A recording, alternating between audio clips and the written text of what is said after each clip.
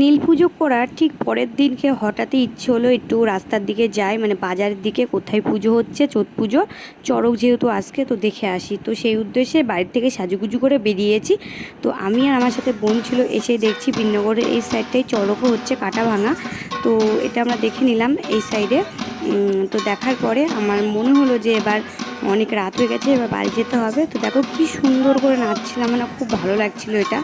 তো চলো দেখা হলো, আমি কোনোদিন দেখিনি সামনে থেকে, তো ভালো লাগলো, ওই জন্য ভিডিওটা তোমাদের সঙ্গে শেয়ার করলাম।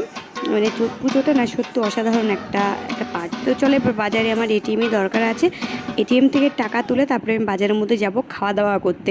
তো এটিএমের বাইরে আমি দাঁড়িয়ে আছি, একজনের ভেতরে গেছে, তো উনি বেরোলেই আমি যাব, তারপরে বাজার দিকে যাব। বোন বললো বিরিয়ানি নেবে, তো পকোড়া খাবো, অনেক কিছু খাওয়া খাই আছে।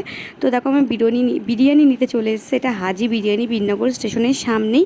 এখানে দেখছিলাম ভালোই বেচা কেনা হচ্ছিলো, আর আজকে কোনো জায়গায় খোলা ছিল না, সব জায়গায় বন্ধ ছিল। তো একমাত্র এটাই খোলা ছিল। এখানে ফুল প্লেট 90 টাকা, আর ভালো ছিল।